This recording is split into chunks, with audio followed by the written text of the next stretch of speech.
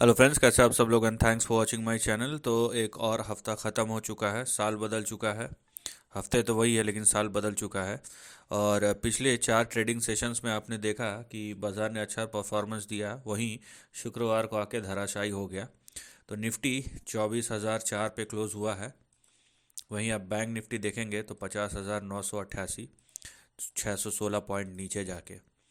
और निफ्टी का अगर हम पिछले 5 दिनों का परफॉर्मेंस देखेंगे, ओवरऑल आप देख सकते हैं कि 1% ऊपर ही क्लोज हुआ है ना। ये थोड़ा सा डेंट जो पड़ा हुआ है यहाँ पे देखिए 0.76% का, नहीं तो 1% ऊपर ही क्लोज हुआ है। वहीं बैंक निफ्टी को अगर हम देखते हैं, ये फ्लैट टू नेगेटिव में चले गया 200 पॉइंट नीचे। तो निफ्टी ने आउट परफॉर्म किया है और बैंक निफ्टी ने अंडर परफॉर्म किया है। और मैंने 2025 के अगले कुछ महीनों का वीडियो मैंने पिछले हफ्ते अपलोड किया था, इसी सीरीज़ में आपको मिल जाएगा। आप वो देख सकते हैं कि आपको बेसिकली गाइड मैप देगा बाज़ार में क्या हो रहा है।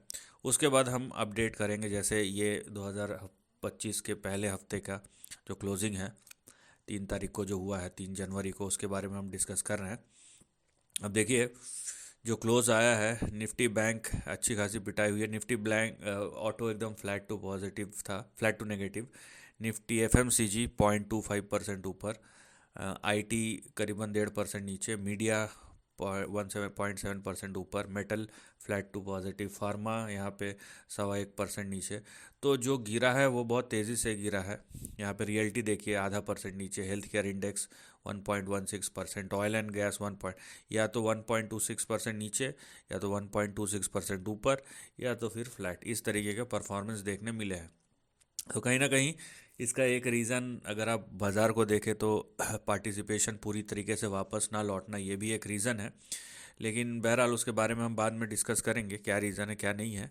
जो चार्ट हमें दिखाता है उसके बारे में हम फोकस रहेंगे, क्योंकि at the end of the day हमारे रीजंस और व्यूज़ अलग हो सकते हैं, लेकिन आपके स्क्रीन में भी वही प्राइस है जो मेरे स्क्रीन पे है, ठीक है। तो ये निफ्टी का, अब देखिए, मैंने जो बड़ा ट्रेंड बताया था वो मैंने निफ्टी का ये बताया था कि कहीं ना कहीं यहाँ पे आप एक classical head and shoulder pattern का फॉर्मेशन आप देख रहे हैं इस तरीके से, और ये पॉजिटिव नहीं है कहीं से भी। अब जो क्लोज आया है, अब देख सकते हैं यहाँ पे डेली चार्ट पे ये 50 डे और 200 डे मूविंग एवरेज के आसपास से ही आपको एक करेक्शन देखने मिला है। अब ये करेक्शन कंटिन्यू होगा या ये करेक्शन बस फ्राइडे इफेक्ट था, अब वो देखना बाकी है। तो उसी के बारे में हम अब डिस्कस करेंगे यहाँ पे। तो यहाँ पे देखिए, अर्ली चार्ट में आ गए हम, और ये देखिए आपके सामने अब ये रेंज दिख रहा है। तो निफ्टी का जो रेंज है वो आपको रेंज बाउंड यहाँ पे दिख रहा है, ठीक है। निफ्टी का जो आपको प्राइस परफॉर्मेंस दिख रहा है वो आपको देखिए, ये आपके ऊपर का यहाँ पे टारगेट या रेजिस्टेंस लाइन है, और नीचे का आपका जो सपोर्ट लाइन है वो ये देखिए, ये दो लेवल्स हैं, ठीक है। तो आपको ये दोनों देखने मिल रहा है यहाँ पे। अब आपको अगर ये चार्ट मैं सिंपली दिखाऊं तो आपको क्या देखने मिलेगा, आप सिंपली यही बोलेंगे कि यहाँ पे ये करेक्शन कंटिन्यू होगा और कम से कम अपने lower end of the range के तरफ आएगा। तो वही चीज़ है, अगर निफ्टी अगले हफ्ते 24,245 के नीचे ट्रेड करता है तो अगले दो बड़े सपोर्ट है 23,370 और 23,270। तो ये दोनों आपके अगले बड़े सपोर्ट है। फर्दर करेक्शन तब स्टार्ट होगा जब ये 23,270 यानी कि 23,270 के नीचे गिरेगा, तब आपको और करेक्शन देखने मिलेगा।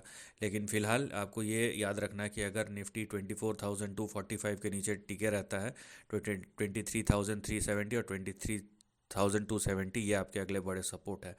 वहीं अगर ये 24,245-46 के ऊपर जाता है तो ये 24,860 यहाँ तक जा सकता है, जहाँ पे आपको अपना बड़ा टारगेट और बड़ा रेजिस्टेंस दिखाई देगा। तो फिलहाल एक रेंज बाउंड प्राइस परफॉर्मेंस है। अब इस रेंज के टूटने के बाद ही आप डिसाइड कीजिए कि बाज़ार जो है वो 24,860 के ऊपर जाएगा या 23,270 के नीचे। ये तो हो गई निफ्टी की बात। अब चलते हैं बैंक निफ्टी के चार्ट पे। और यहाँ पे ये देखिए आपका बैंक निफ्टी का चार्ट, राइट। तो बैंक निफ्टी का अगर हम चार्ट देखते हैं तो ये चीज़ मैंने पिछले हफ्ते भी बताया था ओवरऑल पर्सपेक्टिव पे कि रेंज कैसा दिख रहा है। तो यहाँ पे आपको एक ज़्यादा क्लैरिटी नज़र आएगी, क्योंकि कहीं ना कहीं ये कंसोलिडेशन जैसा है। तो निफ्टी बैंक निफ्टी की तरह एक ट्रेंड में नहीं है, बल्कि एक रेंज में फंसा हुआ है। आप देख सकते हैं यहाँ पे। तो निफ्टी बैंक का जो रेंज है वो आपको ये इंडिकेट कर रहा है कि यहाँ पे फ़िलहाल ये जो दो लाइंस है ये आपके कहीं ना कहीं सपोर्ट जैसे काम कर सकते हैं। अगर आपको सपोर्ट ढूंढना है तो ये दो जो लेवल्स हैं ना, वो आपके सपोर्ट लेवल्स है। तो आपके सपोर्ट लेवल्स क्या है निफ्टी बैंक में? पहला तो है 50,400, और उसके बाद है 49,670। तो 50,400 और 49,670, ये दोनों आपके अगले सपोर्ट है। अगर 49,670 के नीचे जाता है निफ्टी बैंक तो यहाँ पे फर्दर करेक्शन हो सकता है। अदरवाइज़ यहाँ पे आपको देखने मिलेगा कि एक रेंज के अंदर ही ये प्राइस परफॉर्मेंस हो रहा है। और अगर निफ्टी बैंक का जो प्राइस है वो इस लाइन के नीचे रहता है, मतलब निफ्टी बैंक अगर कंटिन्यूसली 51,995 के नीचे ट्रेड करता है, तो 50,400 और 49,670 ये दोनों लेवल्स की ओर बढ़ेगा। और अगर ये 51,995 या 52,000 के ऊपर जाता है तो 53,300 और 53,950 यहाँ तक जा सकता है। तो लेवल्स जो है बड़े ही सिंपल है और स्पेसिफिक है। अब ये प्राइस एक्शन पे डिपेंड करता है कि प्राइस का जो बिहेवियर है वो किस तरीके से रहेगा। अगर आप रेंज को देखें तो ये नेगेटिव दिख रहा है, फ्राइडे का क्लोज नेगेटिव है, और जो भी आपको पिछले एक हफ्ते का बिहेवियर दिखा है तो आप नेट नेट देखिए, बैंक निफ्टी जो है पिछले एक हफ्ते में 0.4% डाउन है, 200 पॉइंट के आसपास, और निफ्टी जो है 1% ऊपर है, 250 पॉइंट।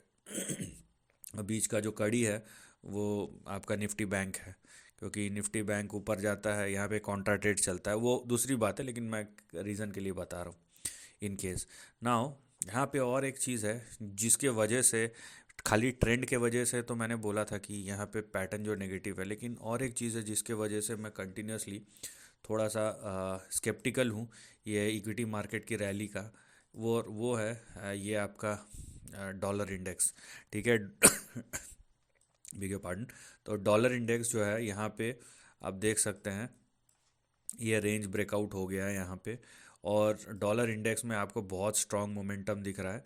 तो ये जैसा कि ये मैं बहुत कुछ महीनों से कहते आ रहा हूँ कि ये डॉलर इंडेक्स का जो बिहेवियर है वो ये दर्शाता है कि आने वाले समय में, अब देखिए टेक्निकली जो रेंज ओपन हो गया है डॉलर इंडेक्स के लिए, तो क्योंकि ये ब्रेकआउट हो चुका है, आप देखिए डॉलर इंडेक्स 107.4 और 107.9 के ऊपर। तो यहाँ पे जो अगला जो टारगेट जो खुला है डॉलर इंडेक्स के लिए वो 114.17 और 114.98। तो 114 115 तक यहाँ पे इसके रास्ते खुल गए हैं, और ये ज़्यादा कंसर्निंग है, क्योंकि स्टिल यहाँ पे डॉलर इंडेक्स में 5-5.5% का मूव दिखता है। तो आप एग्जैक्टली इतना ही करेक्शन के उसमें भी लगा सकते हैं कि 5% का करेक्शन की पॉसिबिलिटी यहाँ पे बन सकती है। इसको आप हल्के में नहीं ले सकते, और इसीलिए मैं थोड़ा सा स्केप्टिकल हूँ। मैं नहीं जानता कि निफ्टी कितना गिरेगा, 5% गिरेगा या 2% गिरेगा, लेकिन एक बात तो पक्का है कि अगर डॉलर इंडेक्स बढ़ता रहा तो अगर निफ्टी गिरेगा नहीं तो बढ़ेगा भी नहीं, ये भी बात आप ध्यान रखिए। तो और ब्रॉडर मार्केट में आपको वॉलेटिलिटी दिखेगा, जहाँ पे करेंसी का इम्पैक्ट होता है जिन जिन शेयरों पे, जिन जिन सेक्टर्स पे, ओवरऑल आपको एक ब्रॉड इम्पैक्ट देखने मिल सकता है। तो थोड़ा सा स्केप्टिकल रहिए, क्योंकि ये ट्रेंड और ये जो प्राइस एक्शन है डॉलर इंडेक्स का ये परेशान करेगा, क्योंकि कंटिन्यूसली अगर ये 5% ऊपर जाता है तो जाहिर सी बात है रूपी भी उतना ही डिप्रिशिएट होगा, और रूपी पिछले एक साल से अच्छा खासा डिप्रिशिएट हुआ है।